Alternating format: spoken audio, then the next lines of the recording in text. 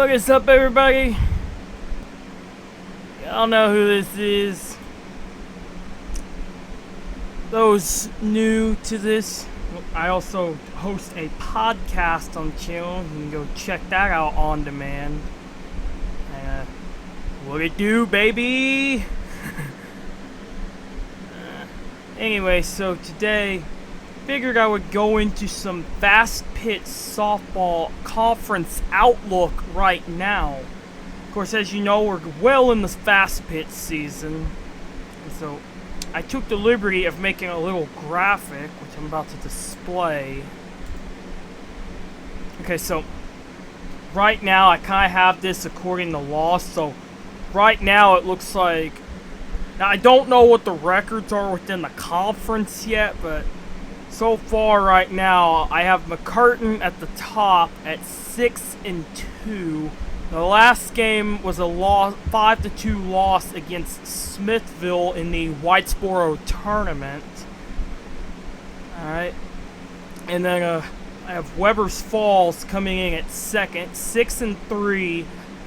Their last game was a 19-5 loss against Heavener in the Gore tournament.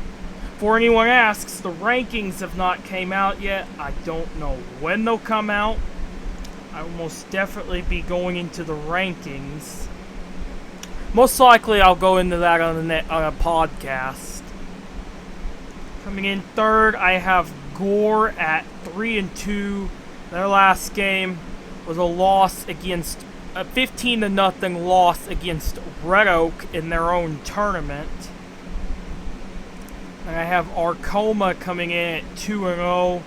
Their last game played against Canadian was a 5-2 win.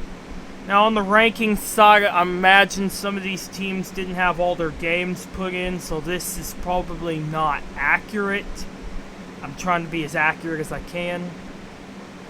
Okay, and then the Lady Panthers right now are 1-1. They're coming off a 15-5 win against Walika. And they play Graham Dustin coming up soon. Gans coming in at 1-3. Last game was a 6-5 loss in the Gore tournament against Indianola. And then Kyoto coming in at 0-4. They've yet to win a game. Their last game was a 13-4 loss at the hands of Weber's Falls. Now the conference tournament will be in a few weeks, but it's hard to say right now is it where everyone would be. I don't know if they're going to do it like they did in Fastpitch last year, or if they're going to go pool play like they did in Slow Pitch. Those who don't know, there's 8 teams in our conference, but OK does not do Fastpitch, seeing they do volleyball. So it's hard to say who's favored to win right now. A lot of people I talk with are favoring McCurtain to win. Now, don't get me wrong. I think they have a decent group, all right. But I don't know who they have returning. I know they have the 2 big girls from the basketball team. I know one of them can pitch. I believe the other is on infield, I think. As for Weber's Falls, I know they lost like 5-6 seniors, but I am told that they got a move-in. I don't know where, but they did get a move-in who can pitch. Gore,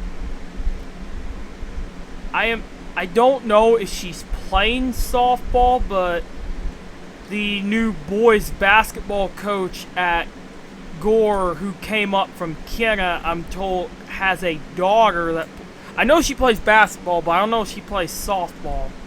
And I'm told they got 2 move-ins from Warner, and then they have a move-in from Warner this year that had to sit out all of last year because of transfer rules.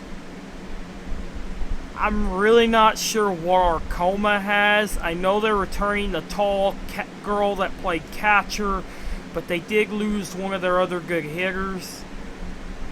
The Lady Panthers only lost 2 seniors last year. They only have 2 seniors this year. They got a freshman who can really pitch. Gans, really don't know who they lost, but I think they reloaded. And Kyoga, I am told they had some coaching changes, and I really don't know what's going on with them right now. How about lays it out for the Fastpitch outlook? Now let's get into some, now I want to kind of break down District 6 for football, which is the district we're in. So, right now, Dewar is off the obvious favorites. They usually always make a deep run. Last year, they were 11-2, went to the quarterfinals before losing to Shattuck 67-20. And then Kyoga is probably going to be the favorites to get second. 8-3 last season, went second round, lost to the eventual state runner-up in Regent Prep 59-24. Panthers are favored to come in third. Last year, 4-7, first playoff berth since 2005. They would lose to Walika 46-0. Did lose 8 seniors, but they do have a very good young group. Gans 5-6 last year, lost first round to Wetumpka 54-6. And then Cave Springs 1-9, Arcoma 2-8. Neither of them qualified for the playoffs. Now, I got to looking at schedules, and I'm going to say right now, Kyoga and Dewar definitely have a tough schedule moving forward. Because I think I seen where, like, Kyoga had, like, Walika, Wetumpka, Depew, Oaks Mission, going into district play. And, I seen Gans, they also have a tough schedule. They played, I seen they got Regent Prep on week 5. And then they got, Walika 1 week.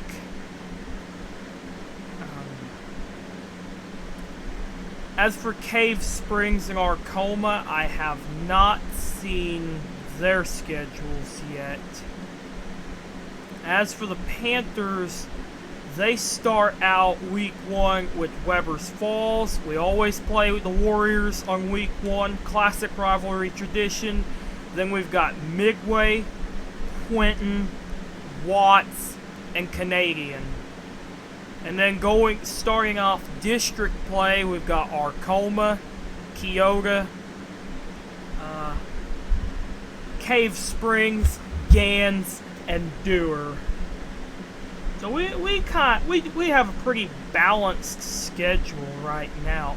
As for scrimmages, I know this Friday Kyoga will have Quentin, and I know on the 30th we have Summit Christian Academy.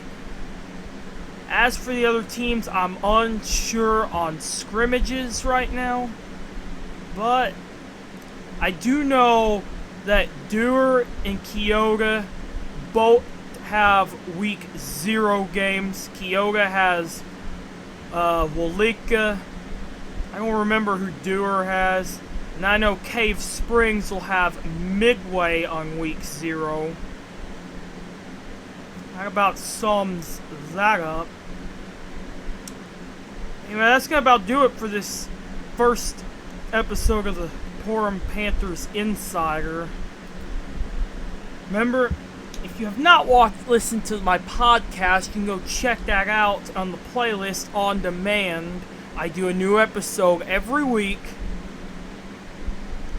Alright, and I'm out.